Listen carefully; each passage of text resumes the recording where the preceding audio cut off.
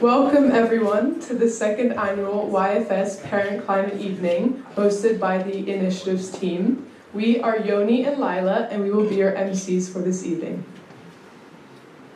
So some background information on YFS. So YFS was started in 2017 by a small group of ISL students who were inspired by the WEF forum in Davos. And now YFS has grown to host over 950 students and over 57 speakers. After the first YFS event, a subgroup of students was inspired by the topics discussed and they were eager to keep its promise, so they formed the Initiatives group. Today, we have many different teams working together to make our corner of the world a cleaner and better place. Tonight, we will hear from the Zero Carbon and Zero Waste teams, and our aim is to initiate meaningful and educational projects within our school and local community. So tonight we also wanted to extend YFS to the whole ISL community, including the parents, with a special focus on sustainability. So we hope that tonight will provide you with an interesting and engaging view on how our community is tackling climate change and trying to be sustainable. We will first have a TED Talk by Lesane Motunke, followed by a student-teacher panel, and then after a short intermission we will have a talk from Jaden Kabiosi, Jaydeep, and then a Q&A. We'd like to hand over to Lesane Mutunke, who is originally from Kenya and is part of the Maasai tribe, and he recently graduated from high school in the Netherlands. He will be talking to you about the Trees for Goals project, which is an initiative he founded at the age of 12 years old after he was inspired by Wangari Maathai, who was a Nobel Peace Prize winner. If you have any questions during this presentation, feel free to scan the QR code, which will be shown shortly, and your questions will be answered after. We hope you enjoy.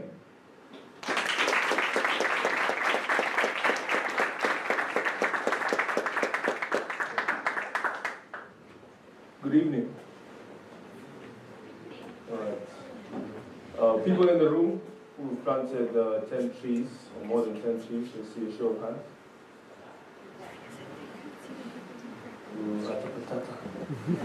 Okay. Well, first of all, I'd like to give a great round of applause to these young, beautiful people who have organized this event. We're really grateful for what you guys have done.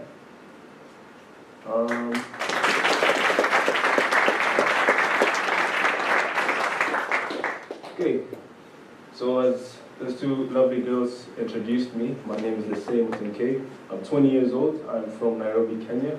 I graduated, yes, at UWC Maastricht in the Netherlands, and I'm currently on gap here, scaling and working on my project, Trees for Goals. I'm going to tell you a little bit about the journey, the story, and kind of bring you up to date on what has happened. So, Trees for Goals initiative I began at the age of 12. What is Trees for Goals exactly? So don't mind all this text on the screen. I'm going to tell it here live to your face. So Trees for Goals is an initiative that uses the power of football and sports to address issues of climate change and deforestation in my country, Kenya, and around the world. And how we do that is we record the goals that we score, and we commit that for every goal we score, we plant 11 trees. 11 trees to represent each of the players on the football pitch. Now, how did I come about starting this initiative? I came across an article at the age of 12 that talked about deforestation in Kenya. And in the article, it said that in Kenya, we lose forest cover the size of 130 football pitches every single day. Now, being 12, of course, I was very heartbroken by this because back at home, we have the tradition where we plant trees as a way to celebrate memories, celebrate families, and celebrate each other.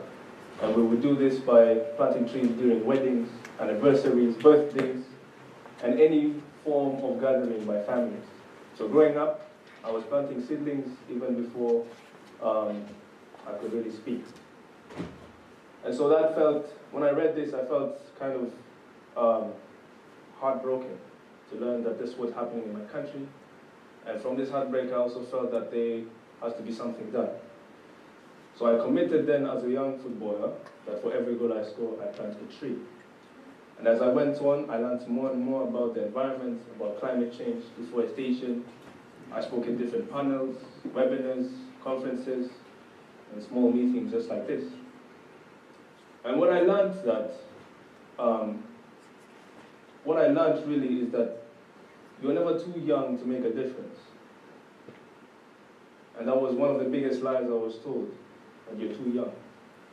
You're too young to start this, you're too young to run an initiative, to do a movement.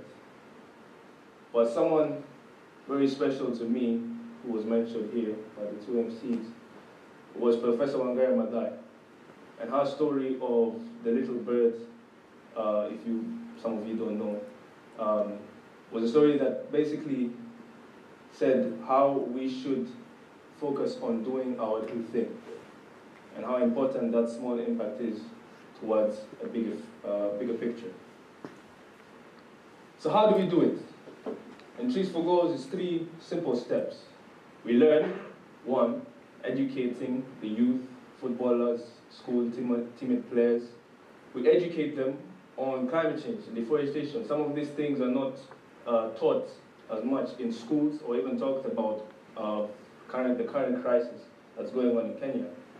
And so we learn as much as we can. We go through different organizations such as the Earth Foundation, through social media, articles, and just try to get as much reliable information to go and spread out to these different schools.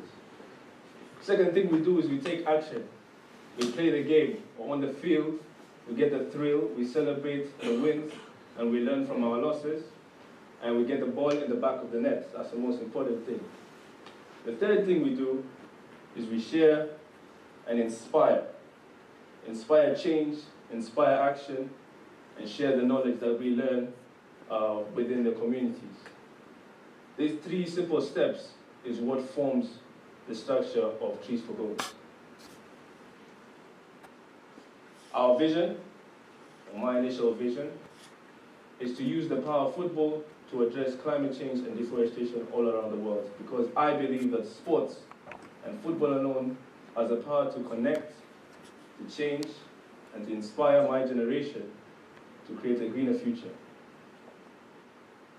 And this is just a photo of some of the football teammates I planted with. We planted 700 trees here in one of the local forests, Karura. This was back in 2018. Now, moving on to scaling up and innovation, we've been planning on making Trees for Goals tournaments. And what will happen in these tournaments is we'll bring together different schools and football clubs to play the game of football. We'd have a real good tussle and goals would be scored. Through then, we'll also do an education program where we teach the kids and football players about why they're here and what's the greater cause we're trying to achieve to tackle deforestation, and letting them know that their hard work today on the pitch is also going to have a great impact on our environment as well. As the teams compete, we will give away prizes such as tree seedlings to the different school institutions, 100 tree seedlings to the top school, second place, third place, etc., etc. And the total number of goals scored in the entire tournament shall then be planted by the teammates from the football teams. So our mission is to start Trees for Goals and get it adopted into the different schools, football clubs, and professional football clubs all around the world. The real kind of main goal is to get FIFA to adopt Trees for Goals into the different professional football leagues, and then spread it on into the different sports. We've actually got some students who do Trees for Goals, but in basketball. Hoops for Trees is the name. We've got also in tennis and in golf. And this is just to show that, you know, it can just be your passion and interest to give back to the environment, to give back to your community. You don't have to be an expert or study, you know, environmental science to take action. You can do it now using the passions and interests you guys are interested in. This is just some of the sustainable development goals. I'm pretty sure most of you have heard about them. And this is just some of the goals: SDG 13, which is tackling climate change, and SDG 17, which is partnerships. So we're also looking for different partners, schools, football clubs, or even sponsors, advisors, experts in environmental fields to help scale up the project to be more international and even have it hopefully here in Zug, Switzerland. So our numbers so far, we've had great success in the last 6 or so years. In total, we've been able to plant over 10,000 trees. A round of applause. 10,000 trees. And these 10,000 trees were planted not by the people who kind of survey and watch the tree seedlings, but by young people. We've had kindergarten kids planting trees, tree seedlings that are even taller than them. We've had football players plant the trees, school students as well plant all of these trees. And it is also backed up by the number of goals scored. Been able to reach, the program has been able to be adopted by 16 different schools all around the world. We've got some in Switzerland, in Netherlands, Norway, Tanzania, Kenya, and 9 other countries. Reached over 1 million youth through this project, just through different films. I've been able to do YouTube, you'll find Trees for Goals is there. Through different books, we're also getting into education books where we have teachers or authors reaching out to put kind of a test or kind of the story of Trees for Goals on the textbooks of young people so that they can grow up learning about how they can take action themselves. And 4 awards have been given as a way to just kind of motivate the project to keep going, and some of them also come with funding as a way to sustain the project. So this is just a quote I'd like to leave you with, and it's directly to you young people here. You're never too young to take or to make a change, and so start today, not tomorrow. You start now, and you can start badly. No one has to, Trees for Goals didn't pick off, and I didn't start, opening it up to different schools. It was really just me scoring that first goal and planting that first tree, and now here I am with you guys. So start now, not tomorrow. And thank you very much. This is our contact information. If you want to partner with us, we are free. Reach out anytime. Thank you very much.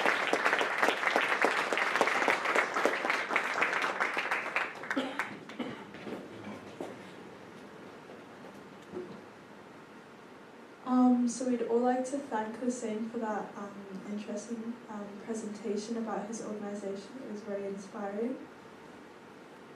Now we will continue with a panel of ISL students and teachers who will be talking about work at the school, as well as future plans and their own thoughts about the climate and green horizons for ISL.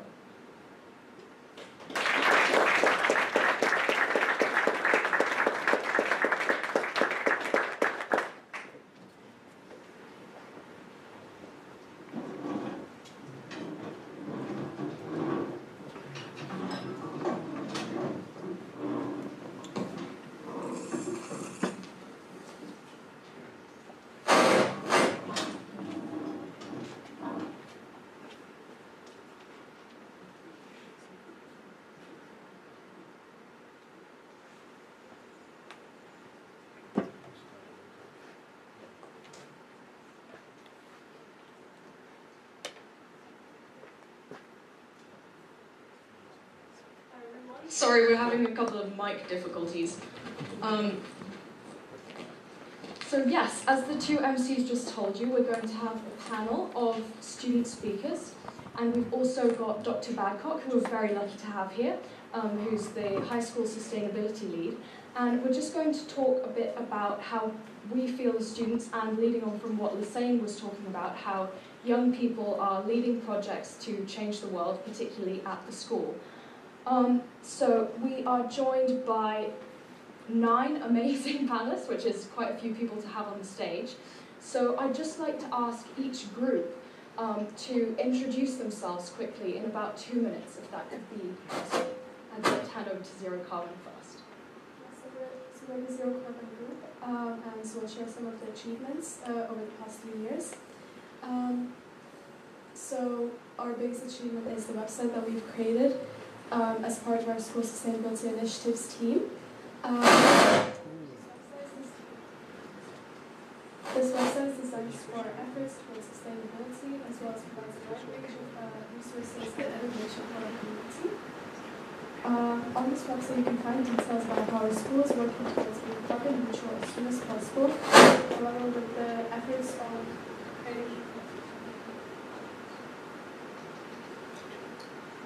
However, with the efforts of creating our new school, this has been delayed a little.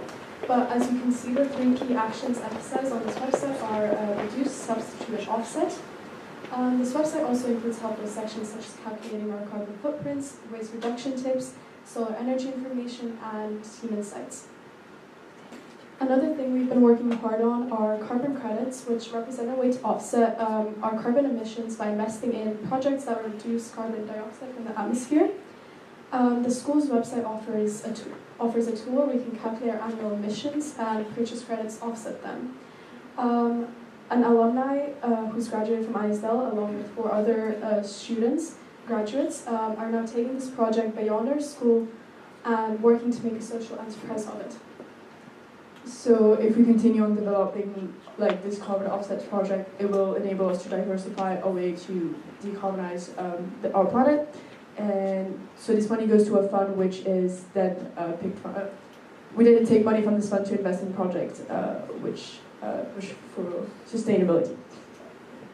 And then here is our annual carbon emissions report. So I'm going to talk about the 3 main areas of this report. So basically we've got 34% of our carbon emissions that are due to food and beverages.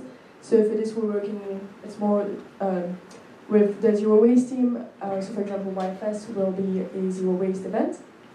And then we've got transport, which makes up 24%. So for this, the school is working on electrifying the buses and promoting the use of public transport. And then the third one, which is almost 20%, is the energy.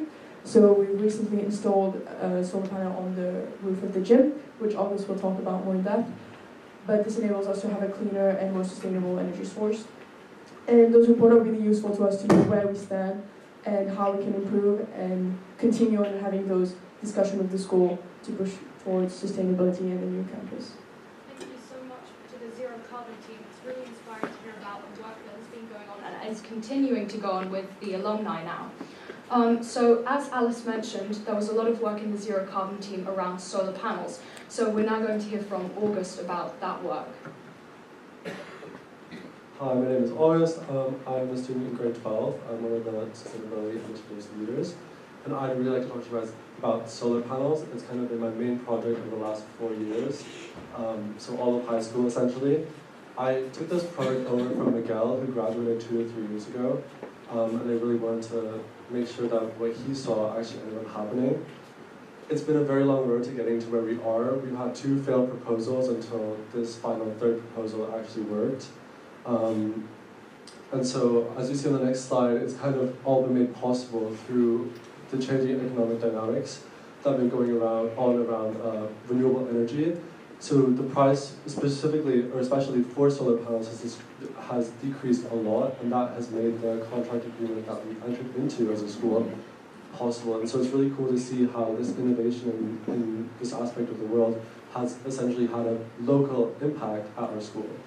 And so now diving into the details of the actual contract on the next slide, there are 620 solar panels that have been installed on the high school gym roof, which is a massive achievement.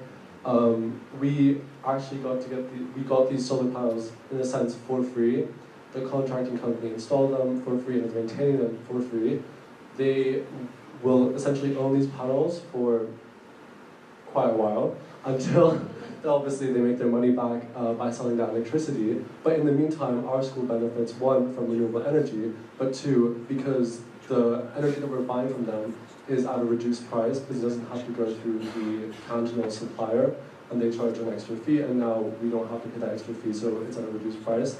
And eventually, because how much solar panels have improved, they have quite a long lifetime, so when they are returned to us, we'll have around 10 or so years of energy that will essentially be for free and renewable, which is really great. Before I hand over, I would like to thank the whole team for all the support on this project, and also the school. This is not something that's usually possible, and I think the environment at our school really has enabled us to do that. Thank you very much.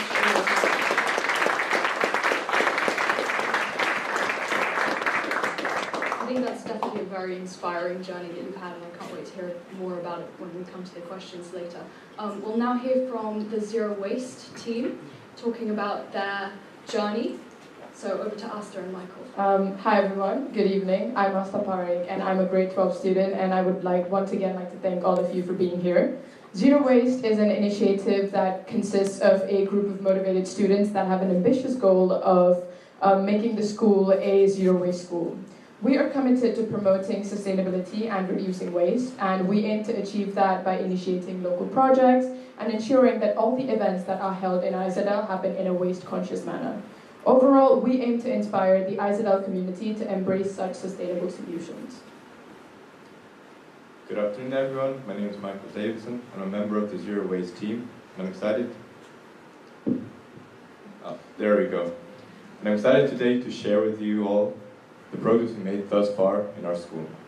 Firstly, we have implemented proper waste disposal systems for different waste types and educating students on the importance of reducing waste. In response to increased food waste at our school, the Zero Waste group has been working on boosting our composters' efficiency.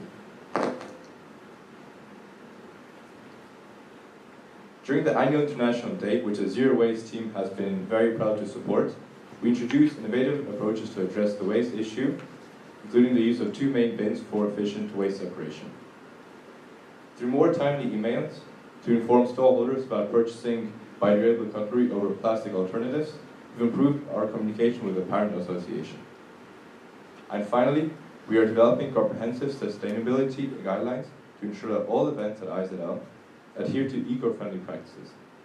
Notably, our Zero Waste team has been thoroughly editing a handbook over the past years to support this initiative. Thank you very much. Yeah? Looking ahead, our group is quite focused on building momentum, and some of our plans include, of course, recruitment by kind of enhancing our reach and impact. And secondly, we aim to establish and regulate waste disposal throughout the entire school, like Michael had mentioned, that how successful it was based on the cafeteria. And lastly, we aim to refine our waste management techniques, especially in major events like the International Day. So through these focused effects, our group remains steadfast in our mission to transform IZL into a zero waste school. Thank you.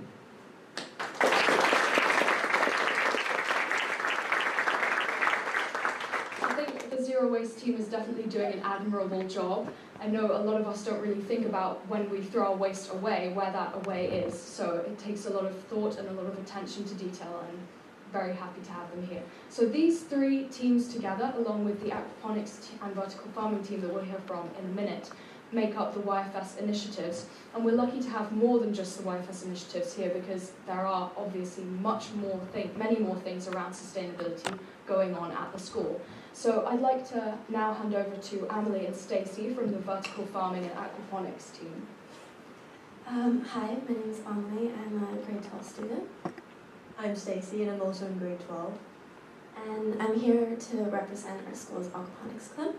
And so aquaponics is kind of a garden system that involves both fish and plants. And the way that it works is the fish waste is decomposed into nitrates, which feed the plants.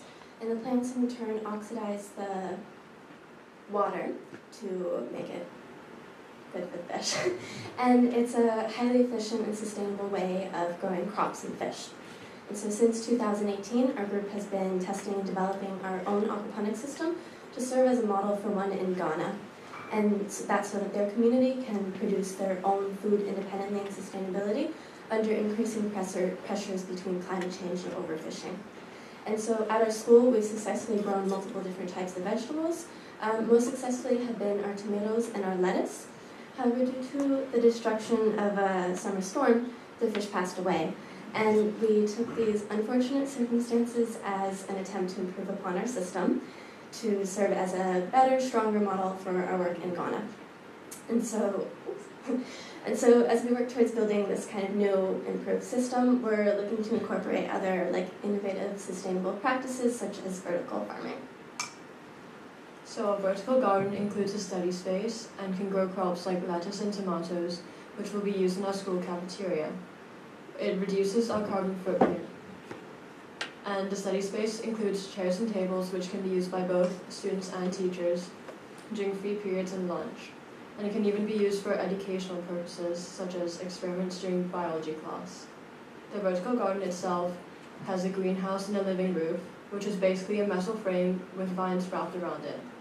The entire system can actually be turned off in the summer, which reduces the amount of maintenance needed, and so we can avoid disasters like the summer storm.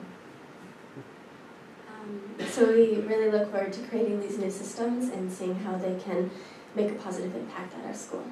Thank you.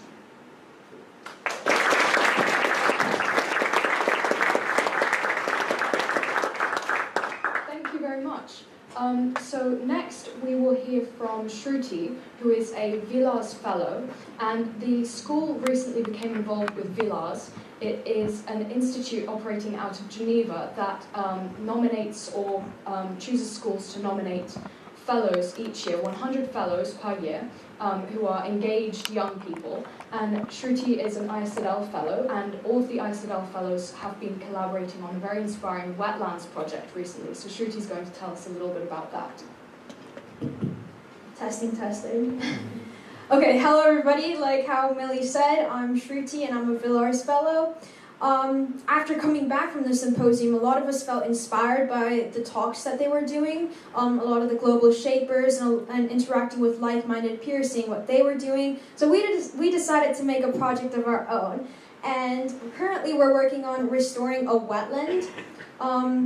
Last year, after coming back from Villars, we applied for a grant of 20,000 francs, which we actually successfully received from a local foundation called Porticus. And with that money, we conducted a feasibility report last year. And in that feasibility report, we conducted site evaluations with an eco-engineer called Raphael Kunzig, who actually helped with the aquaponics that Amelie and Stacy just talked about. And we also met with Rudy, who's a local farmer, and he introduced us to a lot of the farmers in the area that own a couple of the plots next to the wetland that we hope to restore. So with this project, as you can see on the board, there's 4 sites that we evaluated, and we hope to carry onward with site 3, which is actually right next to the school. Because it offers the most potential of being restored, and due to its accessibility, we can work on it a lot in the next coming years.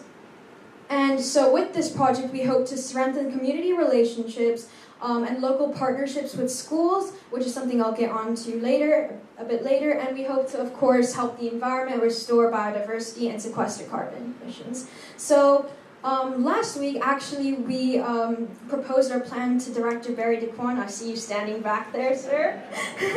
And Mr. Stefan Dietli, and we which they actually successfully secured their approval of the continuation of our project, which is really good.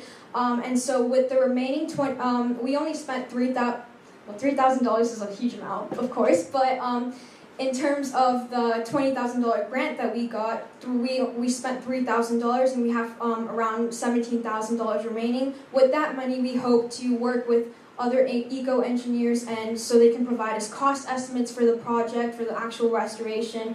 And obviously with that, we hope, and if that works out, we hope to actually start restoring the wetland, maybe do some fundraisers at YFS, or not like YFS and IZL and stuff, and just like apply for more funds. We also are working to sort of communicate with local schools. I know we're talking to Immenses shortly, and to hopefully establish the wetlands and as an experiential learning environment and integrate it into their school curriculum. I know a couple of us have been working on that, like Yar and Arabella, other Villars fellows, so we hope to do that too.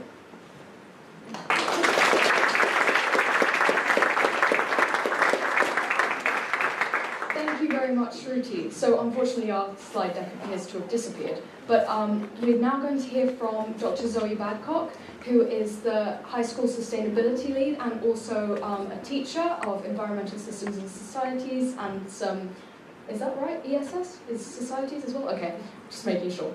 And biology and the natural sciences. So yeah, over to you basically. Sorry, this slide. Well, thank you, and I'm very glad to be here.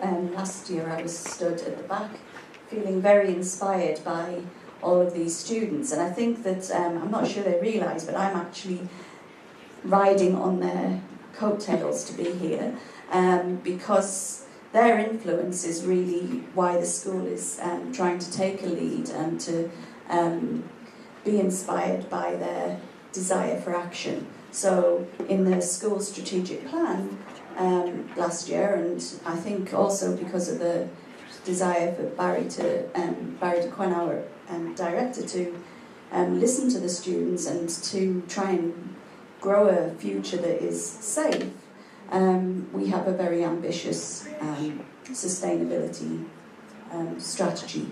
And so what I've been doing in the background for the last year or so, because teaching environmental science in different forms for 20 years has given me the knowledge, but trying to make a difference in a community is a little bit different. So I spent probably the last year building my understanding of what's going on within the school and starting to raise awareness in all parts of the school. So I reached out to my colleagues in the primary school and in the middle school, and we also did some audits. So the carbon footprint that the zero carbon referred to was performed, updated last year by the work of myself and colleagues in the business office. And we also did a Compass Education sustainability audit and a metanoia audit to just sort of get a feel of where we were as a school. And, you know, we've got grand ambitions, but we've got quite a way to go. So then there was also the building of community, and I reached out globally to people that I know and built links. We're part of now an ECIS, that's the Educational Collaborative in International Schools, and the Swiss group of international schools. We're sort of leaders in those groups for sustainability. Last year we had lots of cafes, and we started an eco-schools group, which is across the whole school, and that has the aim to get the green flag for the school. Increased social media, newsletters, and we took a group of students to Luxembourg, and this year we're taking 5 students to Monaco for a sustainability and education leadership summit, where these students will get the opportunity to interact with leaders in sustainability and other school students. So we built some skills. We're starting to build up those eco-school skills and Compass Education skills. But behind the scenes, to try and make the desires of these students possible, we're building a strategic plan. And so we've been working with Stefan Dietli, who's the Director of Operations, with the Zug Canton's Klima Charter organisation that supports groups in Zug to better understand their organisations and actually make plans that are doable to try and get to zero carbon and to try and get to zero waste. And so far from that work, we've got 4 kind of main branches to our tree of sustainability, and the first one is nature as inspiration for well-being. And so, you know, we can see with the vertical farming and the aquaponics and the wetland restoration that all fits together in that strand of the plan. Then we've got regenerative learning, which is where we are trying to build the understanding within the school. we've got loads of different bits under operations, which is the nitty-gritty of actually reducing carbon, reducing waste. And then the final one is about building connections and community and communication, and to, you know, build those networks that, you know, we're all wanting to change the world, but it's those little bits that our first speaker mentioned, you know, every little change can be amplified if we all join together. So that's what I've been doing behind the scenes. Thank you very much.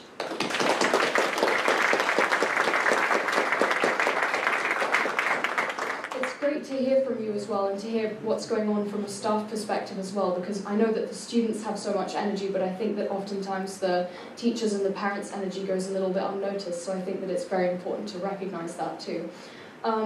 So I have a few questions for the panel. I'll try and keep them very brief, but if you guys have any questions as well, we'd be happy to have a sort of question and answer at the end. We'll have one of the mics running around in the audience. So I'll start with my first question. How do you feel the school is progressing in terms of sustainability, and what projects are you excited to look to next? So I'll turn to August from the solar panels, as that project's now finished. So clearly I feel like the school is doing quite a lot with regard to sustainability. It's obviously really hard to bring about such big change, but overall I would say the school is doing a phenomenal job at it. Looking to the future, I'm really excited to see how sustainability is going to be incorporated into the new campus. So I think that's a really good new project coming up. Cool, thank you, August. Could we also turn to Shruti? Okay, I want to try something. Okay, raise your hand if you're a student. Okay, now raise your hand if you're a family member. Okay, now raise your hand if you're staff at ISL, or just anywhere.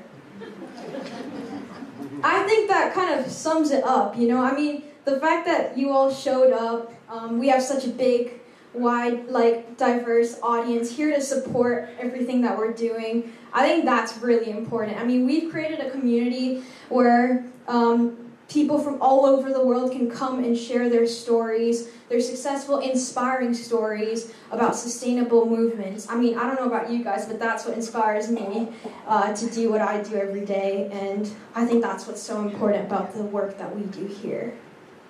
Thanks, Shruti. I think that was also around.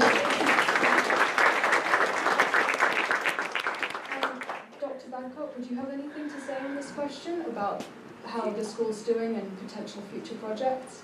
Oh, well, I go through a roller coaster of emotions on this question. Sometimes I'm like, we're going too slowly.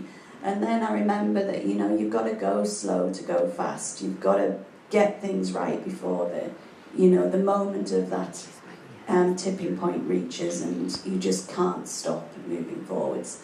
So that's my go slow to go fast. Thank you very much. My next question for the panel is about climate anxiety. So kind of a hot topic in the news at the moment about how young people are feeling. Apathetic, depressed even, anxious about the future. And I think that's something that a lot of young people and adults as well can relate to. So I wanted to ask the panel if they felt any climate anxiety, and if so, how they dealt with it. So I'll turn to the Zero Carbon group with Magia first. I think for me, taking 3 IB higher level classes which are very focused on the world around us, especially geography, and every class discussing you know, extreme events that are going around us, even in my home country in Latvia. I mean, this winter has been really extreme with the climate around me, especially while I was there for Christmas break. So I think that is kind of like a wake-up call to like, oh, like that's actually like happening to my home country as well. So yeah. Okay, thanks, Magia. Can we hear from, does Ella do? Okay, then next we'll hear from Michael as well. Thank you. All right, thank you. So, I mean, experiencing climate anxiety, global warming and pollution is not a surprise in my opinion. I find this often stems from the belief that only large-scale solutions can address systematic change, such as climate change, and this belief that there must be a one-fit solution. However, engaging in local interventions and local small-scale projects, such as what we've been doing at the moment and what other schools have been initiating, can effectively reduce this anxiety and contribute to societal efforts against climate change step by step. So I believe scaling things down and really keeping it simple can reduce not only the anxiety, but also help tackle this big issue we have through local interventions. Thanks, Michael. I'd also like to turn to Amelie on this question. Yeah, I think that one of the biggest perks about going to ISNL is that there's so much focus on sustainability. So there's kind of always that option that, like, if you feel a lot of climate anxiety, there's always some sort of club or a teacher or just something happening where you can really channel that into like some sort of action, or you feel like you're actually doing something. That's very nice to hear. Are there any other panelists who'd like to jump in on that question?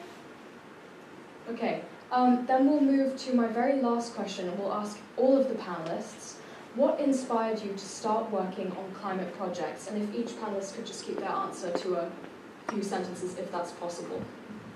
For me, it was always watching David Attenborough documentaries with my dad and seeing the marine life, and you know, the oceans being such a huge part of our world. It's inspired me to like take action with our group to keep these oceans alive and the biodiversity that's within it. For me, it was more because I want to study engineering in the future, and I wanted to learn more about how we can integrate sustainability in that, and also kind of joining the GIA on this. I remember also watching documentaries, and also like we're so connected, we see everything on the social media, and I think that anxiety was also a wake-up call for me to act and at least make our corner a bit better. If I'm being completely honest, I joined the group because I thought it was something that would be cool or fun. And then the longer that I stayed in the group, the more stuff I found that I just thought was really interesting, really cool. I could see that like my passions were actually having an impact, and so that's really motivating. And also because I care about the climate, obviously. Going back to the climate anxiety, I sometimes experience that as well. It kind of upsets me sometimes that not that much is being done, and it makes me feel better that at least I'm able to do something, even if it's small sometimes. I also quite believe that change does not need to wait till tomorrow. It can happen at any moment and any second. And I feel like such a platform and joining such a school with teachers like Mr. Cook have been just such a boon to all of us, especially me, and helping me make this world like a better place and just contributing to a greener future.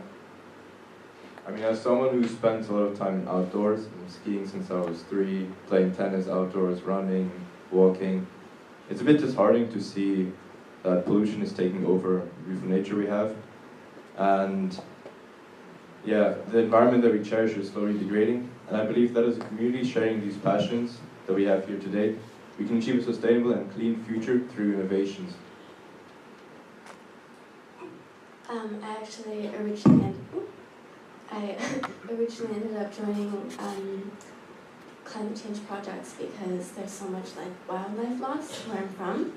So I think that like nature has always been such a big part of my life, and I think that was just something that I just really wanted to focus on and be able to contribute to. Similar to what August said, I think I joined because a lot of my friends were already in the club, but after seeing what we've all done, like positive change, like the website and the solar panels, I genuinely believe that what we do can change the world. I mean, like I said previously, a lot of the community here at IZL, I'd like to give a shout out to Mr. Koch. I mean, he's honestly like the one who really got me into sustainability. So, round of applause. I mean, since day one, he's probably the most passionate teacher I've ever had, like ever. And like in 9th grade, he was kind of my first glimpse of the world beyond us. and he taught me every single day that he would share all these inspiring stories about kids all over the world. He actually talked a lot about your project of Trees for Goals, and all of that was so inspiring. I just really wanted to, take a chance at sustainability, so thank you.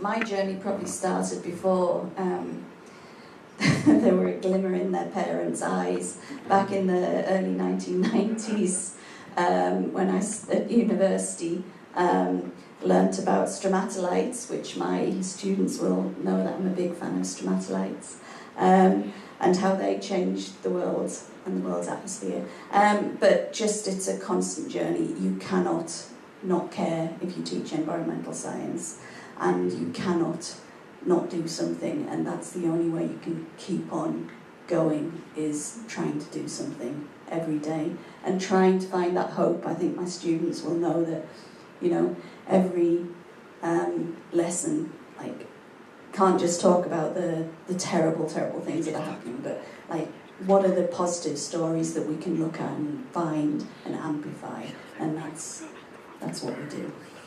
Thank you so much to the panelists. So we'd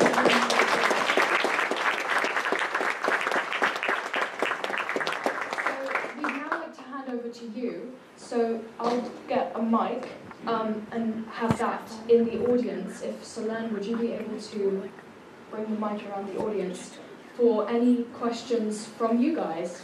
And if you're feeling particularly shy today, then I have a backup question too, so no worries. You don't have to force something to come forward. So just, if you have a question, just raise your hand. It's in the front. So a lot of you guys said that you're seniors, so you're going to be graduating this year. So are you considering on keeping up with sustainability projects after you guys graduate, either still with the school or with the university, or just personally? If you'd like to answer, go ahead. Here at the school I remember at the beginning of the year we talked about how we could get more 9th graders, 10th graders involved in the project. And I think, I speak for me, but I think I speak for a lot of us. When we get to unis, there's different groups and different communities within the universities, and I think I'd like to join a group there and continue that sustainability idea, I guess.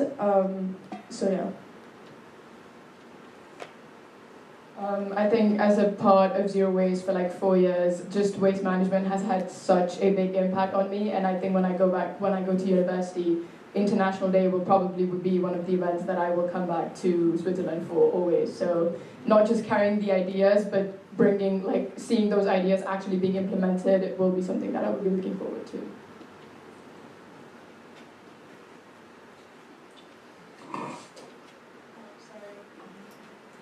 Okay, and in terms of the Villars project, the wetland restoration project, we've actually got a lot of kids a lot of fellows that graduated and are in university, but they're still a part of our process of restoring the wetlands.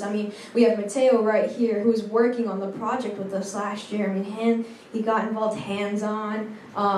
He helped us talk to the farmers. And I hope to do the same thing. I hope to stick with a couple of the projects that we've done here. And of course, like how Alice has said, I hope to, of course, continue this environmental legacy sort of at university. Thank you very much. Do we have any other questions from the audience?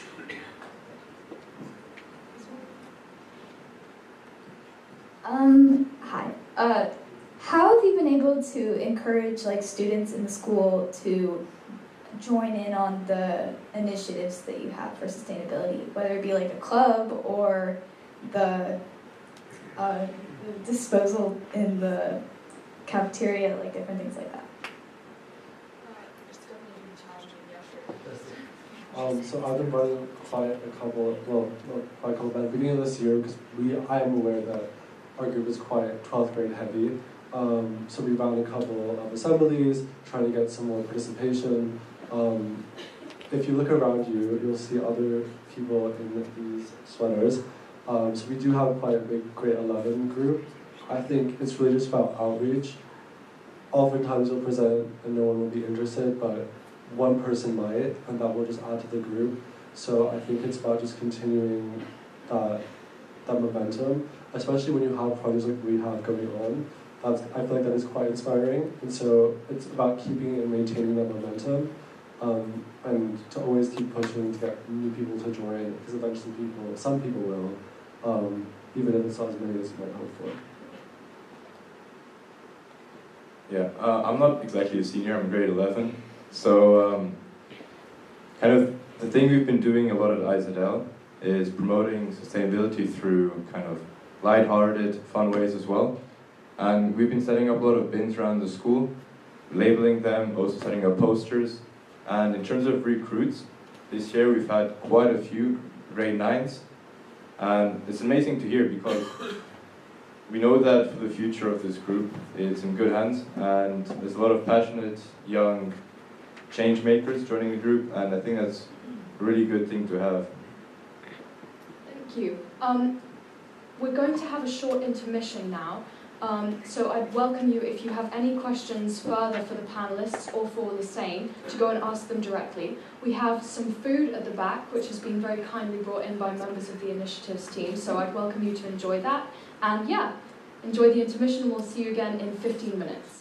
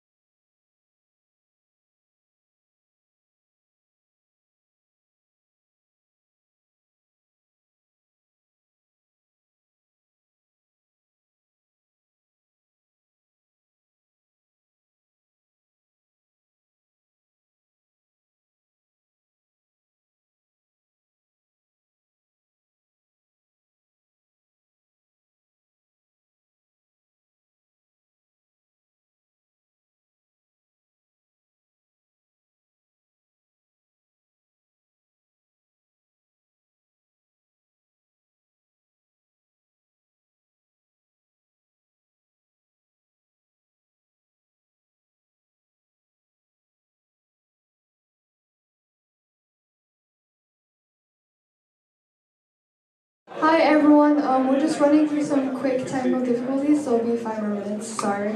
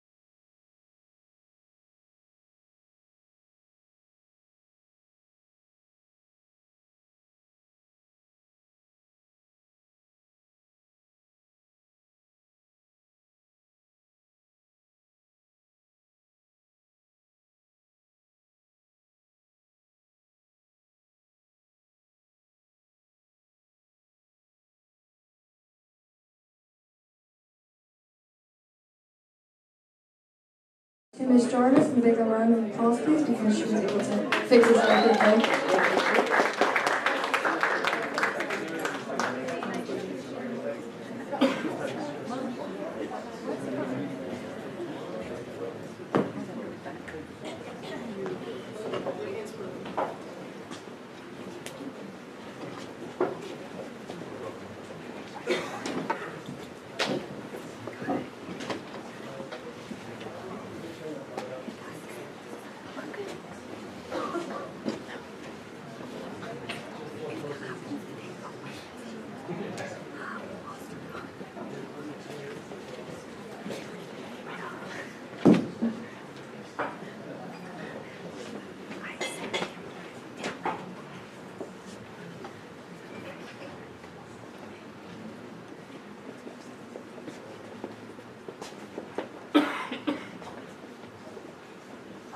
We hope you've all had a good intermission and we're very sorry for the technical difficulties. Now we'd like to welcome our last three speakers who will give a short talk about their works and any updates they've had since the last time they spoke here and discussing their green horizons. So we will hear from Jaideep Bansal now. Jaideep is an environmental and social impact leader from India, and he is the CEO of GHE Impact Ventures, which is a social enterprise bringing sustainable development in India. And Izadel is lucky enough to be able to send students on PDW with GHE, providing sustainable energy for remote villages, and helping them keep their cultures alive in a quickly globalizing world. Welcome, JD. Hello. A very good evening, every one of you. I think let's give a shout out to all the students that have been speaking here. Let's give it up for them. Because what impressed me the most is, I remember a couple of years back or the last year, there was a lot of talk on eco-anxiety. And during that discussion that happened, there was not even a single element of hope from anyone in the room or anyone on the panel. But what I saw today was transformative. You had students so maturely talking about how you can move from eco-anxiety to eco-ambition. And that takes a lot of courage, and that takes a lot of commitment to show how the younger generation is doing it. And so, in the earlier slides it was said it's never too young to make an impact, it's never too old to make an impact. So it has to be a generational impact. So it has to be all of us in this together. Do all of you agree with this? And I'll give you some examples of how this can happen, and sorry for calling you out on this, Mr. Smith. But we have people here in the room, Mr. Smith, who used to work with a big corporate, found his passion, quit his job, and is now doing a startup at his age and stage at wherever in life he is. That takes courage. And so it's not just about, one can find passion at any point of time in their life. You could be as young as 12 when you started your goals for trees for goals, or you can be as old as a 78-year-old. But you can always find passion, and there's no singular date to it. Sometimes it can happen very soon, or sometimes it can happen very late. But the idea is to keep exploring it. And for me personally, I thought that my passion, I went to an engineering school in India called the IITs, and then I thought I got placed with P&G, and I thought that is my purpose in life, to work with Procter & Gamble. But then as I started working, I realized that is not my purpose and mission in life. What happened was I ended up taking a trip to the Himalayas, and I came across villages like this. Pristine, beautiful, clean air. If you've been to India in the months of October to December, you understand my pain when I say clean air. It's very polluted right now in India. The AQI levels are through the roof. It's very unhealthy, very unsafe, unfortunately. But that's the place where we are living in. And so when you go there to the Himalayas, you get all the elements: clean air, fresh water, organic food, sustainable farming. But then what I saw was communities were using kerosene lamps for the lighting needs. So even now, we are 7 billion around the world. More than around a billion people still don't have access to clean energy. What that means is 1 billion people in the world still use kerosene lamps for the lighting needs. 3 billion people, roughly around 40% of the world's population, does not have access to clean cooking.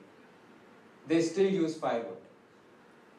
So where we all come from, and I count all of us in the room, we all come from very privileged backgrounds. But the idea here is to not be ashamed of that privilege, but what can you do with that privilege? Like what Michael did as a student, getting his school to move to solar energy. Let's give it up for him. That was a great initiative, showing how things can be done. And despite failing twice, that was the most important thing that resonated with me. He failed twice, but did he give up? No. And it's important to fail, because only then you get to know how you can succeed. And that's when you can truly enjoy your success as well. And so for me also, when I was starting this, we ended up failing, falling from getting stuck in landslides, falling from hills. But then every fall you realize that there's no way to go back. And I remember this picture was taken at a time when PNG was asking me to move to London from India as an expat. And within the corporate field, if you're an expat, there's good money, everything is set, life is taken care of. And I said no to that offer, and here I was the next day. And I was stuck here wondering why I did not take that offer. But sometimes, the idea is to not motivate all of you to then find a cliff and try to fall off it to find your calling in life. But that was what worked for me. When I was stuck there, the only way for me was to move forward and not turn back. And when we went to the villages, we ended up carrying solar panels and batteries on horses and donkeys, because that was the only way to carry the material. There was no road, there's no connectivity, there's no mobile technology in these areas. But we were greeted by these communities, by a culture and heritage that is centuries old. And what happens when you start working with the community, that's where magic happens. We were setting up the solar panels. That's me. When you're hitting those old Himalayan homes, there's a lot of dust on the black suit and everything, and all this beautiful dust then falls on your face. It's not a nice, beautiful mud pack that made my skin glow or made it very soft. It was very dirty, let's say. But it was fun doing that, because you could actually see the kind of condition that the people live in. And what we were able to do in just 2 to 3 days, we were powering up the houses with solar power, going inside the houses of the villagers, the whole community coming together, kids helping us, carrying the wire bundles, carrying the batteries with us. And then this was in 2013, and then in just 2 days, we were able to transform a village from complete darkness to complete energy. And this is in the middle of nowhere. 3 days of trek distance from the last motorable road, 3 days each side, and you're in the middle of nowhere in the Himalayas. And that showed me the power of technology to disrupt and transform the lives of the communities. And that's why I feel that in today's day and age, nothing is there that cannot be solved. All it takes is the right human action, human will, and the right tools. The tools could be technology, could be education, could be any of the various tools that exist. And that was the impact we were able to create, from kerosene lamps to having LED lights, energy independence. I mean, these communities are now producing and consuming their own energy with sun. And that is really the future of electricity for all of us, as we see. And what happened was really transformative, emotional scenes. This is Gurmeet Angmo. She was a 85-year-old lady in the village who just started crying because she said, I thought I'd die before seeing electricity come to my village. And so it's about bringing hope to the communities as well, to the younger generation, that change is possible, that change can happen in their very existence. And that is how we ended up forming our own social enterprise, and we called it GHE Impact Ventures. GHE stood for Global Himalayan Expedition. because the first village that we electrified was through an expedition. But what we realized later on is, over the last 10 years, we have expanded to more areas than just the Himalayas. And so when you are working in Uganda, having a company which says Global Himalayan Expedition does not make sense. So we just did the abbreviation into GHE. And so I'll just quickly show you what are the various rural impact interventions, because it's not just one mission that we went for. We went for an integrated approach where we said we will be developing the rural communities across India that still don't have access to the basic tools and resources. And what that meant was, of course, we started with doing expeditions. So we still continue to do that, where we take corporates, we take students, ISL students also, and I'll play a video of those, with us to these villages to make them understand what does it really mean to bring transformation to the communities. How can technology play a role? What does it mean to achieve the SDG goals in the remotest corners of the world? And so we still continue to do those, but then it's about electrifying villages, bringing solar power to these remote villages. Again, that's the impact, of course, but from the Himalayas, then we moved to the northeast, in the jungles of India, where there was again the same problems of remoteness, but again the same solution, solar power, which was enabling these communities. And I'll just quickly take a moment to highlight, you see this lady walking in the front of the pack? She's not from that community. She's a woman from the northern part of India in Ladakh, and the rest of the people who are following her are from the northeastern part. They don't even speak each other's language, neither do I. I don't speak both of their languages, because India, we have 26 official languages and more than 1,000 unofficial languages. It's a very diverse country. But just the fact that, and Gurme Tangmo, her name is, Stanzil, when we got her, she was the first woman engineer that we trained. And just by having her there in the community, inspired so many other women in the village to just pick up, move out of their houses and start working with us as solar engineers. Just the power of one woman in the village completely transforming the thought process of other women in the village.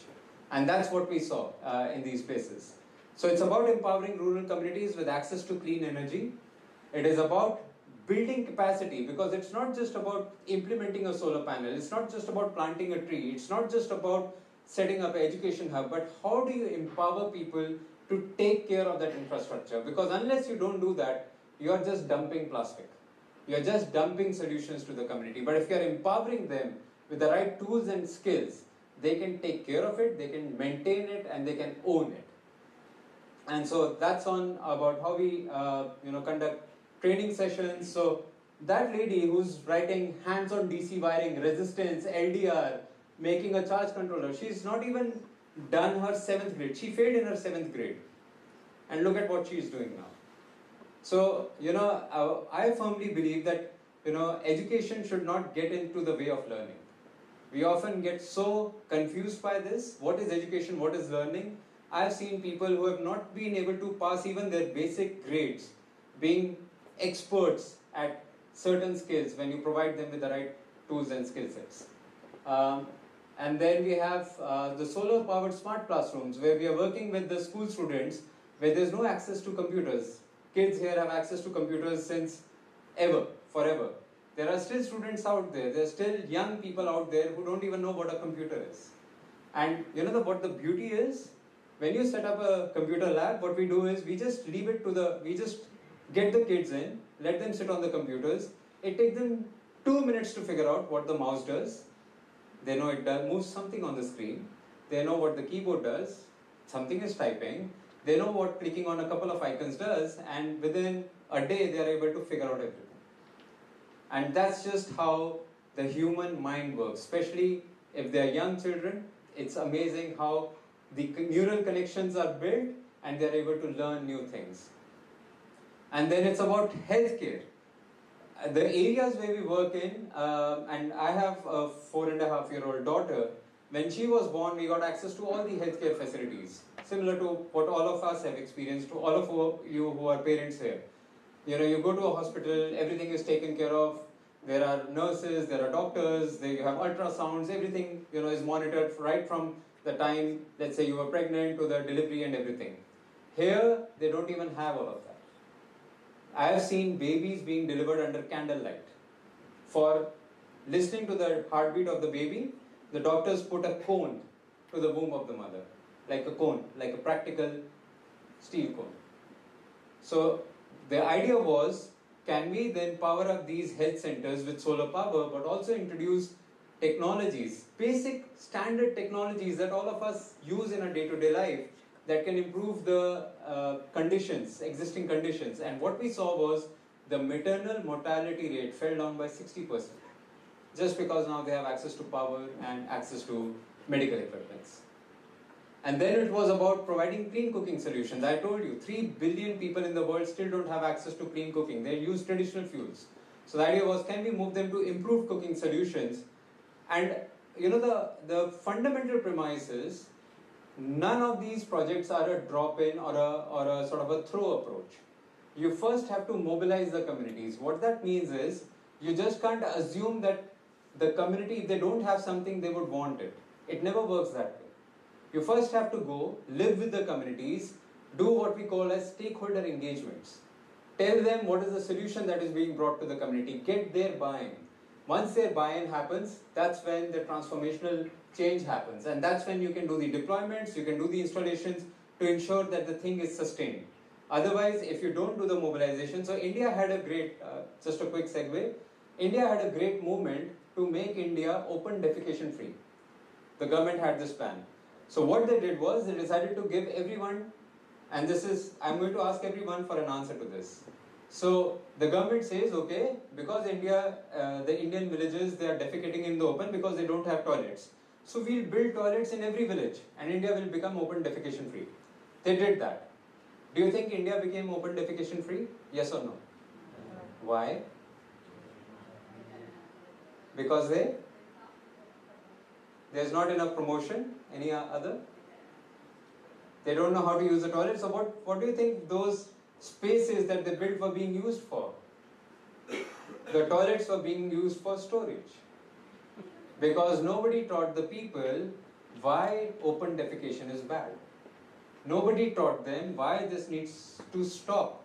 Why your children are falling sick of various diseases because of this open defecation. So unless and until you don't mobilize, unless and until you don't engage the people. I mean, it's like this, the school tomorrow comes and says, from tomorrow, the school will be teaching kids out in the open. Will you as parents agree to that? Unless the school does not mobilize all of you. And what is this happening right now? All of you are here, all of you are listening to all these climate initiatives. This is stakeholder engagement.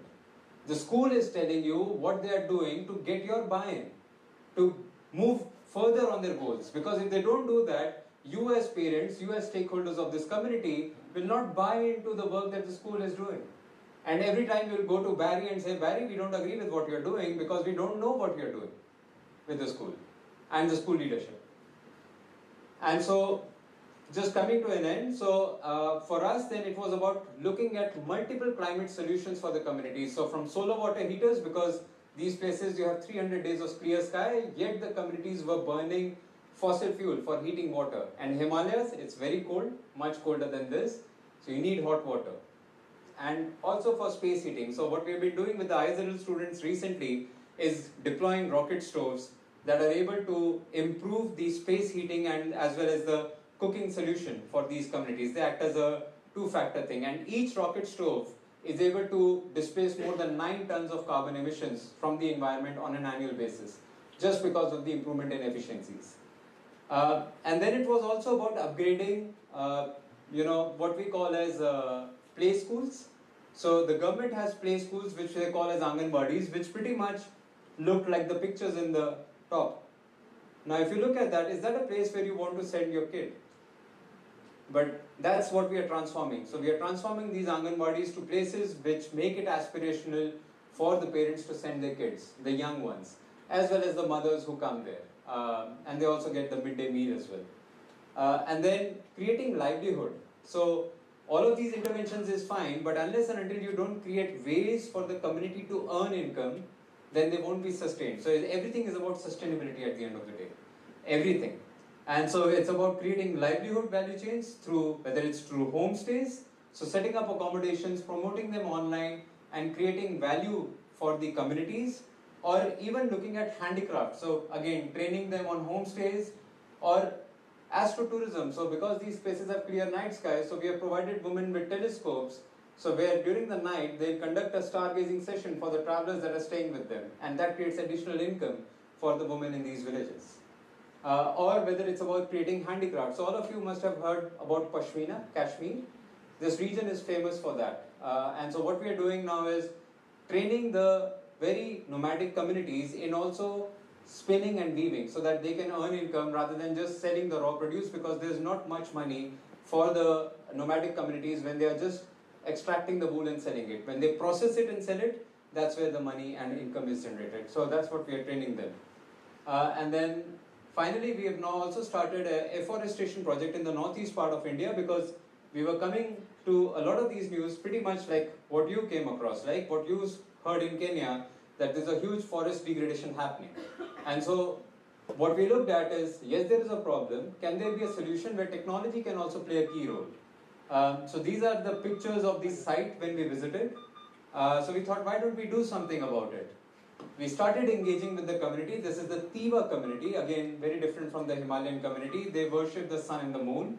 The place where they live, they have 1,000 monoliths. Each monolith represents 1 year of their worship to nature. So that means that community has been staying there for at least 1,000 years. And what we did was work with the communities, and we have started restoring the sacred forest. So planting mother trees, but also planting fruit trees. So the mother trees will restore the sacred forest. The fruit trees will create job opportunities for the youth, who instead of cutting trees, will be able to take the fruits and process it through solar dryers and cold storage units, and then sell them to the local market. So again, trying to create sustainable models here, and again using technology. So all of it is drone mapped, and we also use geotagging. So every single plant has a geotagging, which is put up on our platform, where anyone can go and see which tree is planted where. And so that's the overall model that we have developed.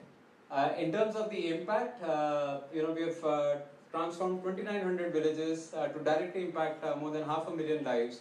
And till date, we have been able to remove 300,000 tons of carbon emission from the environment. And this has been done in the last 10 years, and the goal is to continue to scale up the work across multiple regions in India as well as outside India. So thank you so much, and I will end with a video of these super amazing students from IIZL who've been coming to the Himalayas with us to work on impact projects. And it's a 3.5-minute video, very short video, on basically what the students come and do with us.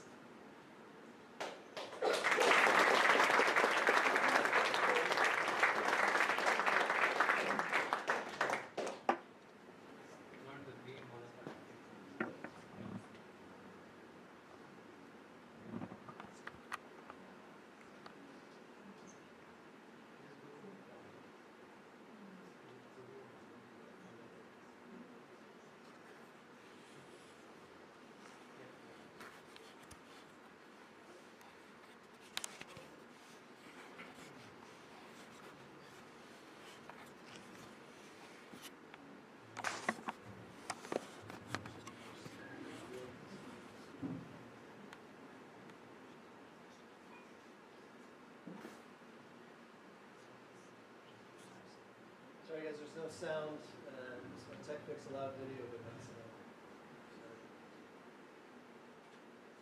You want to narrate? Yeah. So there's only background music right now, so I can just pretend I'm doing the background music.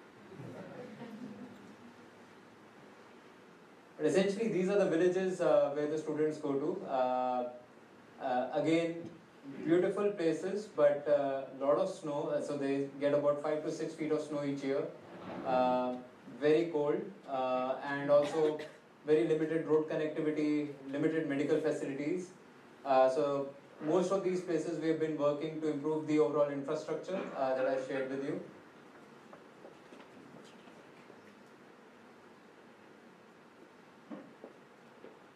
And of course, these are just, so this is the group of students, and in this project we set up rocket stores for the communities. This is how the villages are set up. when the students come, this is how they get welcomed. They are told about the technologies that are going to be put up, whether it's solar panels or rocket stores. She's saying something which was really great. And so that's how the students engage. So they go to each household. You can see Shruti here. When I met her last year, she was not speaking that much, but today she spoke so well. So yes, wherever she is. I also think above all, like putting so much effort into coming on, like trekking all the way over these mountains, coming all the way over to Ladakh in such a remote space, and just personally helping these people put in rocket stoves and electrified monasteries. It was just like, it was so personal and so like genuine, like the effort that we're putting in, that I don't know, it just felt like so purposeful and really special.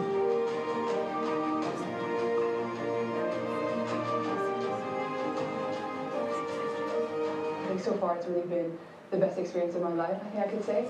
And yeah, also I think the whole trip has just been really, really humbling in a way, and really a great way to learn about myself, because coming here at this high altitude, it's something that I've never done before, and it's been struggles, but I also got to learn more about like myself and push my limits to like far beyond what I could ever think possible.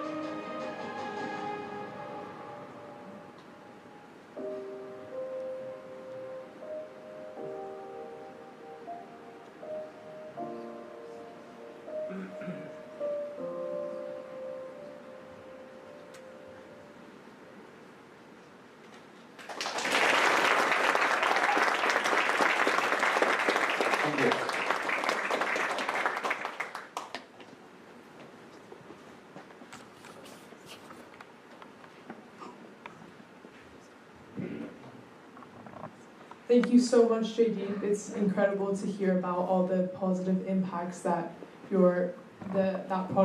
projects run by GHE have on communities in our world.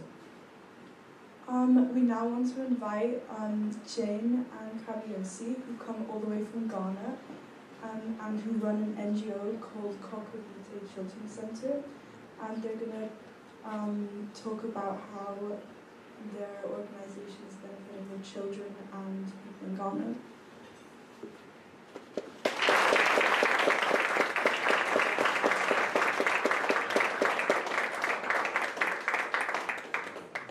Thanks so much.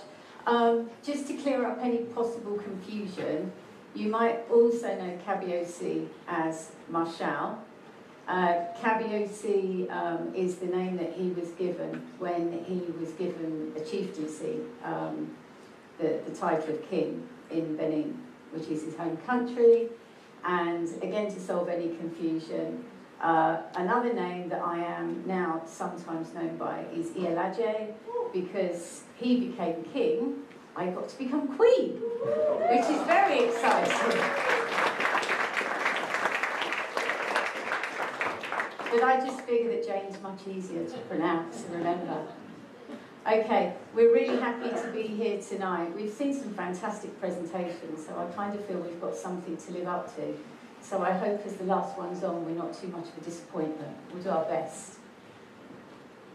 Okay, so as some of you may already know, because we've got some familiar faces here tonight, the main reason we started Kokwabite Children's Centre, KCC, was to enable children and young people in the fishing and farming communities to access and sustain an education, which was something that was extremely problematic for them.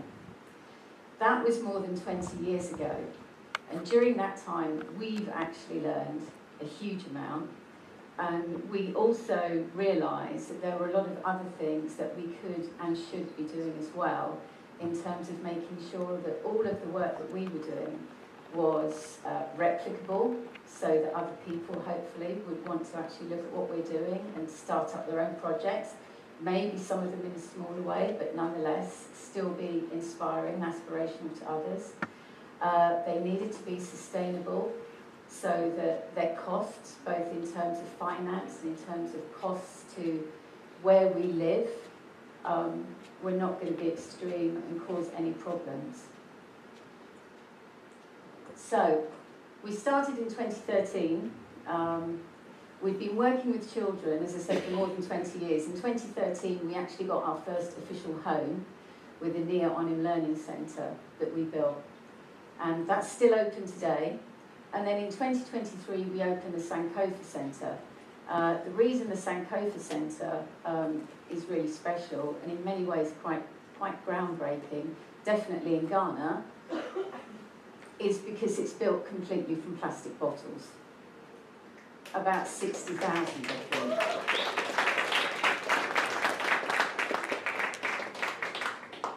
Kabiosi first started building with plastic bottles in 2016. ISZL were instrumental in this happening. The students went away, they found somebody, a German guy called Andreas, who was living in Mexico and did this. They somehow, we're still not entirely sure how, but they somehow managed to persuade him to come and stay with us for 6 weeks in Ghana and teach Kabiosi how to do it. So the first building was a classroom in one of our local government schools. And then we decided that we could do other things with it. And Andreas thought it was a really good idea if we started to build water storage tanks. And from that, we developed the idea of actually putting fish in the tanks. And again, along with the students and some fantastic teachers here, we were able to develop that to become an aquaponics project. In the meantime, Kabiosi, if anybody ever gets a chance to talk to him, has really grand ideas. So he wasn't happy with just building a classroom. He decided that he wanted to actually build an entire learning centre. And when he first contacted Andreas and they had a video call and he said he wanted to build it, Andreas just said, "You're mad." Told him he was really busy and he had to finish the call then. However, undeterred, we ended up with the Sankofa Centre, which is an amazing building. These are some of our tanks. The round tanks are also built with plastic bottles. Most people would never know, unless they've been part of helping build them. Many of the ISL students know about the long hours spent filling bottles, stamping laterite, which is kind of clay and mud, that helps to hold all the bottles together, and then plastering them.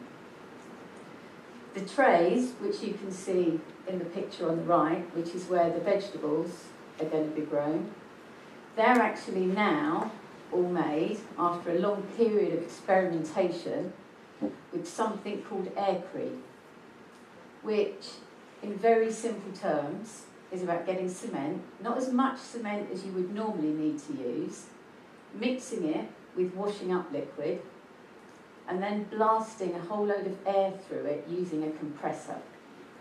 That's putting it in its simplest terms, and that's how I understand it. I know that days and weeks and months of head scratching and sweating and generally getting quite stressed by both Kabiosi and the teachers and the staff from here went into getting the aircrete mix just right. And I lost my kitchen scales and bathroom scales as part of that experimentation process. But again, a solution that is much more sustainable than just using cement. And the moulds that we make using the aircrete are much lighter, they're much easier to move. You've got much more freedom about the size and the shape of the mould that you make with them.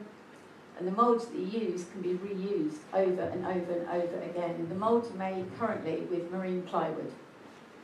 So lots of possible uses for aircrete.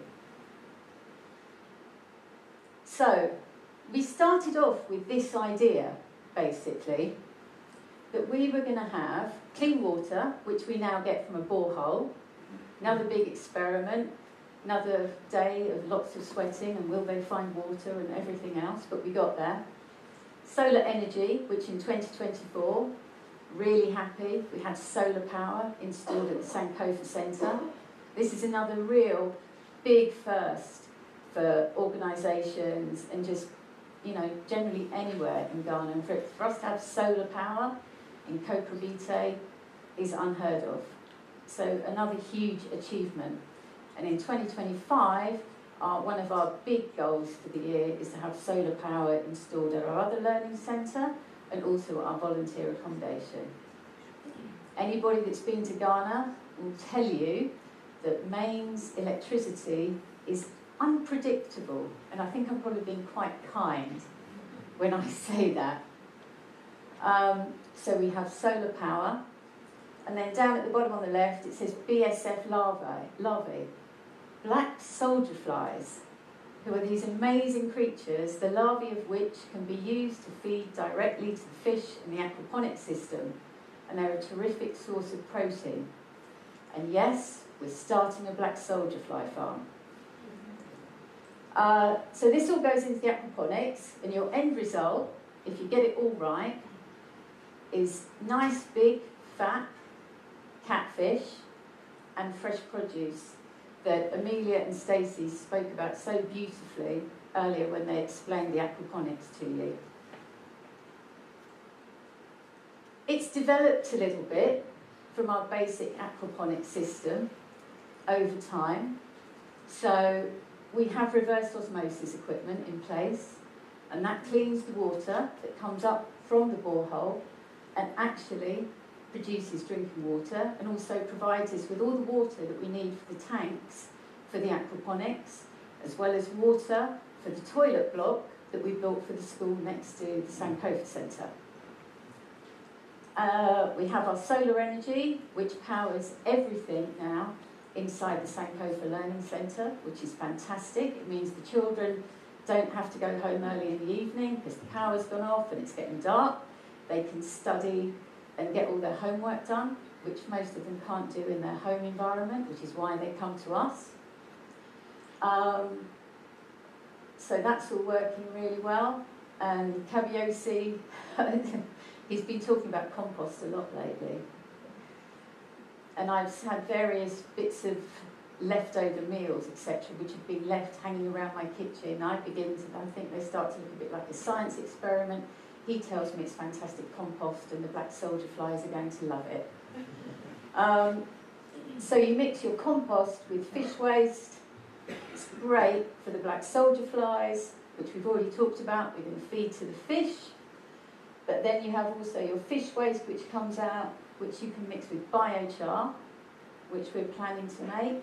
And what are we going to do with the biochar? A couple of things. One, we're going to use it to help improve the soil around us, so people can start planting their own vegetables and their own fruit. And fruit and vegetables and protein are generally lacking in the diet of most people who live in communities like ours. But we're also going to use the biochar in another thing which hasn't made it onto the page yet, because we're going to start producing rocket stoves. So along with ISZL, the students, they've been helping us. We're building an atelier so that we can train some local people to build rocket stoves. We've already had some prototypes built. We've got the designer of them with us tonight. We're very happy to see him. And we've got a local welder who's been helping to produce the first ones. So they're doing really well. So from these very small ideas, we've got this fantastic, circular, sustainable, replicable system. And we're getting lots of interest from other groups, other communities, and people regularly come along to the centres just to see what we're doing.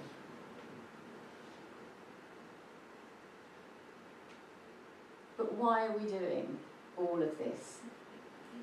Anybody that knows me will tell you that I will use any excuse that I can find to actually let the children do the talking. So you haven't said very much, but you're going to answer all the questions that people are going to come up with afterwards, I hope.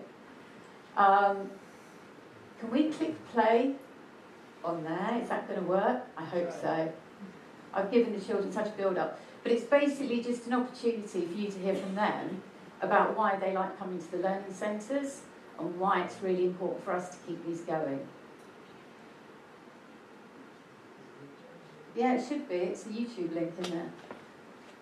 It was a YouTube link in there. Sorry, guys. Get the phone out. It was an embedded link. Hang on.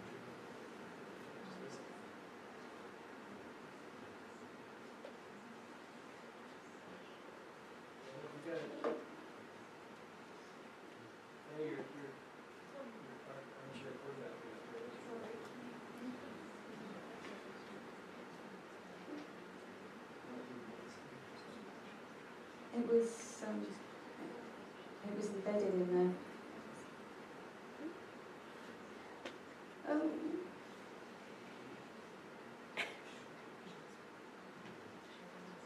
No, it was put in this. Yeah, it's here. It's just got a date. Yeah, I need to share it with you now. Let me send you that.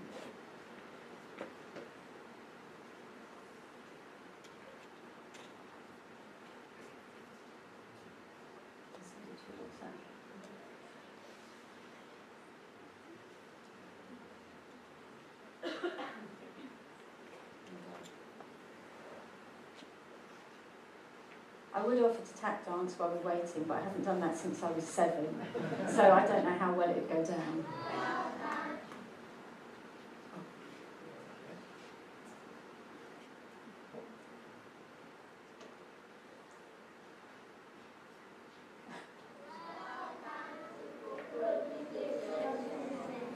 I love the Santa because it makes me time to read. I love about the community. I love it because it's my best place. I like children's center because it gives me more time for reading. They give me some homework I cannot do, so if I came here, if I ask they say help me to do it. I like to read because I don't know some letters and the center helped me to share and give. Where I learn here, there are a lot of books that you will learn what you need to know.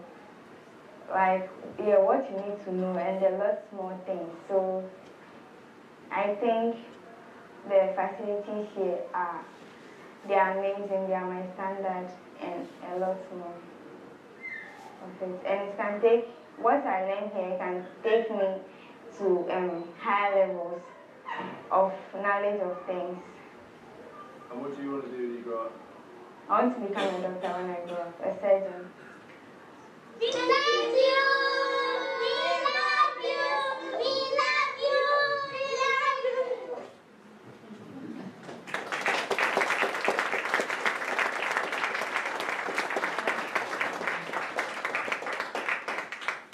Thanks so much.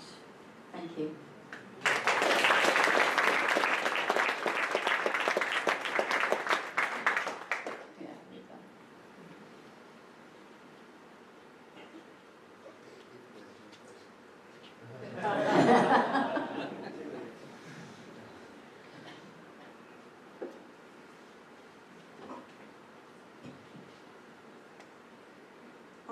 Thank you very much, Jane and Kaviosi, for that wonderful presentation. It was very inspiring and insightful. We'd like to thank Jane and Kabiosi and Hussein and Jaydeep for a short Q&A. And we realize the time, so if you have to get home, then now is your chance to get away. But if you'd like to stay for a Q&A, then feel free to stay. So Hussein and Jaydeep and Jane and Kabiosi coming up for some questions. And we'd also like to give a big round of applause to all of the amazing speakers today.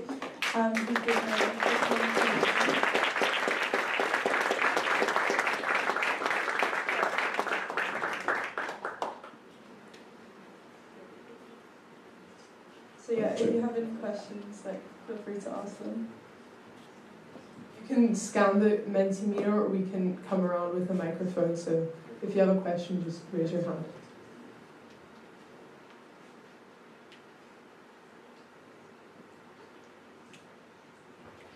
This is like for all of you, but how do you guys see yourself expanding in the future to reach more people?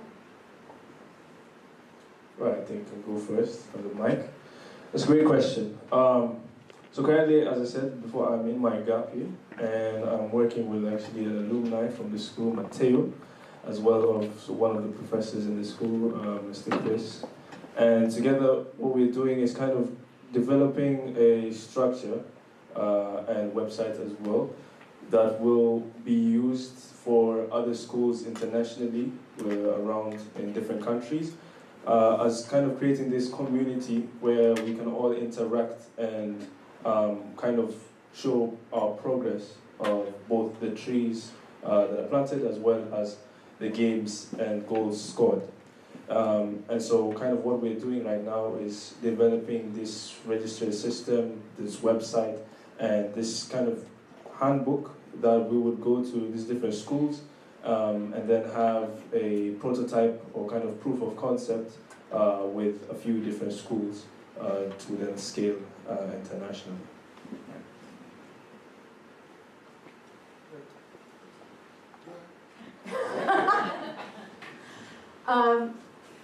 We're really fortunate. The way that we work with our students is already used as a template by the Ministry of Social Welfare in Ghana, because we believe that children don't actually need to leave their families and leave their homes in order to become educated. They can attend local schools, and as long as you support the children and the families in the correct way and you observe the cultural expectations, it can work really well. So this is now used as a model, as I say, by Department of Social Welfare for other non-profits who are working in education with young people. And in terms of how we're going to grow, actually we're very much community-based and community-focused. As I said, our idea is about producing something that's replicable. So others would come to us for training, and then we would actually help them and encourage them to set up something similar in their own communities, because nothing can be achieved, and I know that the others have touched on this already, unless you are actually working alongside people within your community, unless you're part of a community and you're working alongside people, everyone else in the community. Yeah, in our case, I think the biggest way what I've seen to grow is having a multi-stakeholder approach. So a lot of the work when we began, if I look at my journey, it was initially with individuals, which then went to corporates, where we are working with them as part of their sustainability grants and CSR, and now it's also with the government. Because when you start working with the government, then the scale just magnifies, because there's a lot that the government wants to achieve, but they are sometimes limited with the resources or with the technology or with the solutions. And that's where we are now playing a key role in working with the government across multiple states in India to really amplify the impact and the projects.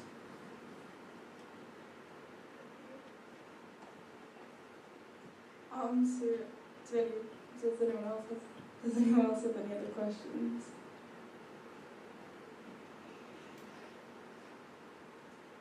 Hi. How has the design for your mission evolved as you've evolved your organization, and what you've seen connects with others?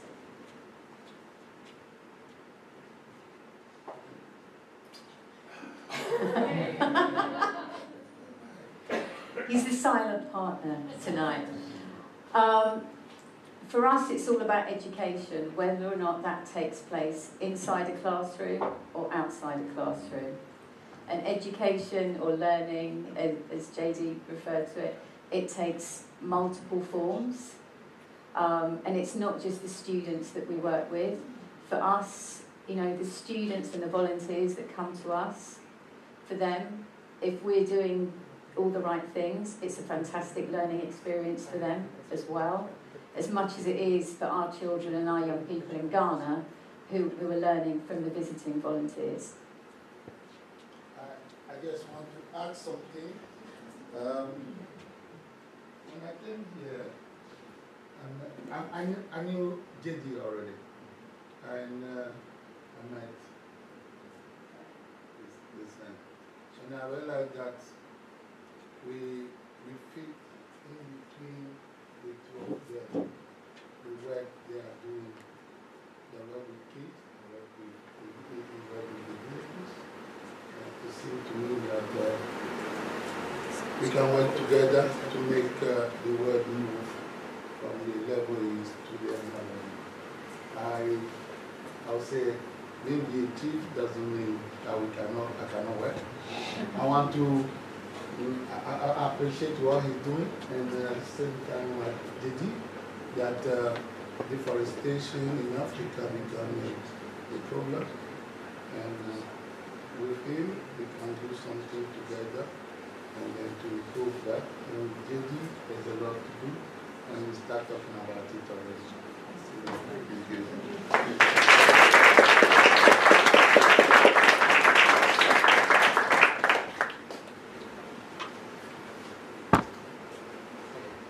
I think you have to be very clear on what your vision statement is, or what is the vision that you want to achieve. In our case, it is about bringing in rural development and alleviating poverty and ultimately achieving the SDG goals. How that is achieved, of course, changes over time. When you are working with a smaller community, it's more direct. But suddenly when the scale increases and the impact is amplified, the delivery model changes. And that's true for any work that you do as well. The way to achieve the outcomes will always fine-tune based on what is the end objective, but as long as the vision is clear, then the delivery mechanisms keep on changing, but you are very focused on what is the end goal that you want to achieve. So nuances can be very different for different projects and the scale at which you are working. Right, that's a great question. Thank you for that.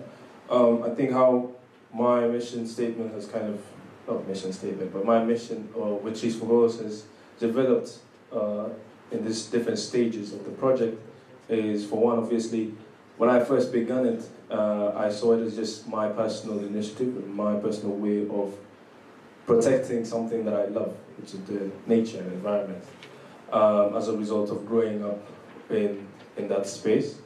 And now, kind of how it has been shifting over time is to focus on inspiring the youth to take an idea and apply just a little bit of effort.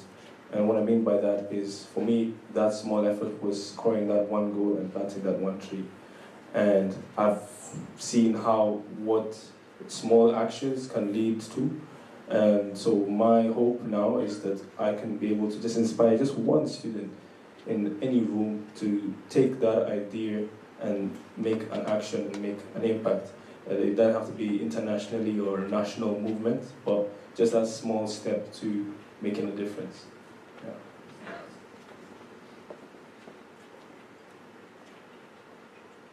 Okay, so does anyone else have any more questions?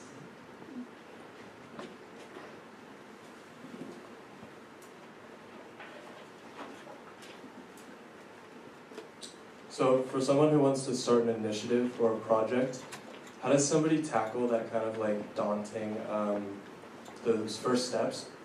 And how do you deal with setbacks at the beginnings of a big idea? It's a great question. I saw you looking directly at me, so I'm assuming. So, it's for everybody. All right, no problem. Great, there's two questions. How do you overcome that daunting kind of that dark cloud over your head, that if it's going to work or not? Take that first step. And what I mean by that is just, nobody is expecting you to succeed from the jump. When I started at 12, I had no idea, that it would be a movement, exactly. That was not really my goal. My goal was just to fulfill my heartbreak of what's going on to my environment. And so I think overcoming that is just to know no one is expecting you to succeed in it, and it's just for you to try it. So I'll say your second question, which I'm trying to recall right now. What was this again? With setbacks, right, that's a good question. So, my thing with setbacks is just a setup for a greater comeback, you know? And what I mean by that is that when you try to do something new, there's a lot of times you'll fail. Today I tried to play badminton for the first time ever, and I lost at least 5 matches in a row against the year 9s, by the way. But as I was going and I was playing, I kind of got the hook of it.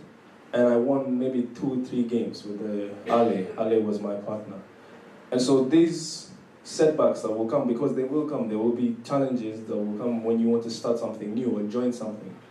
But those will just be the things to kind of propel you ahead in whatever space you're going to do. So never think that if I failed this one time or this thing didn't work my way, that it would have just gone, it's like a linear story. You always have your ups and downs.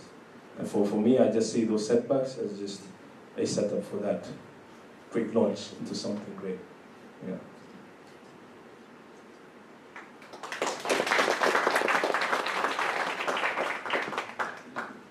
I think you have to get used to setbacks, and you just have to kind of roll with it. I don't have any great sort of catchphrases. Congratulations, I'm going to remember that one. But you just have to expect them. I mean, they started from the very beginning.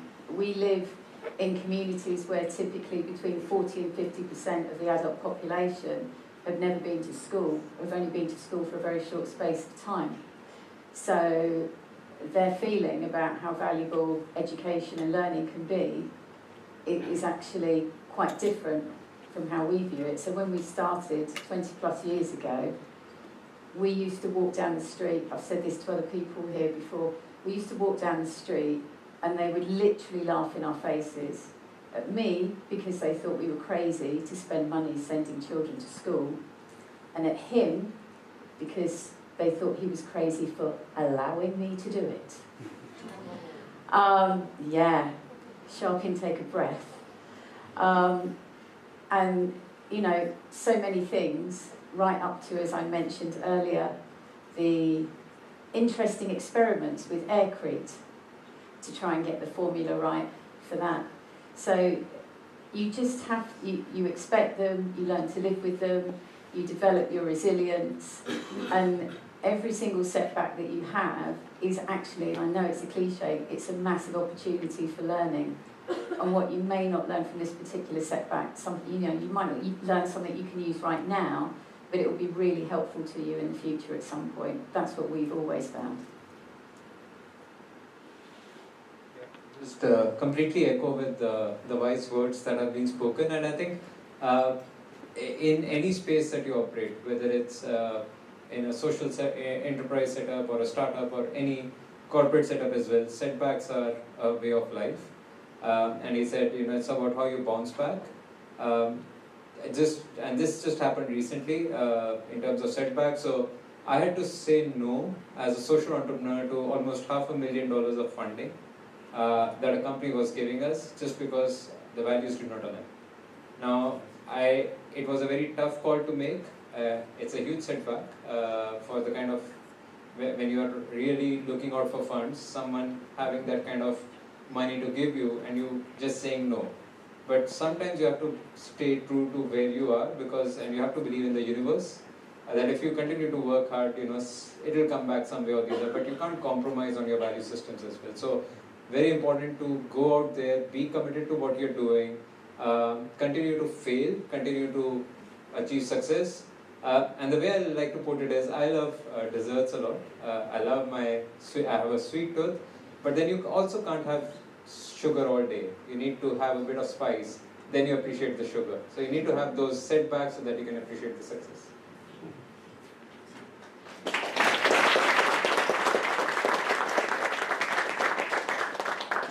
So I think that will be our last question for this evening. I would just like to thank our speakers, and let's have a very massive round of applause for them.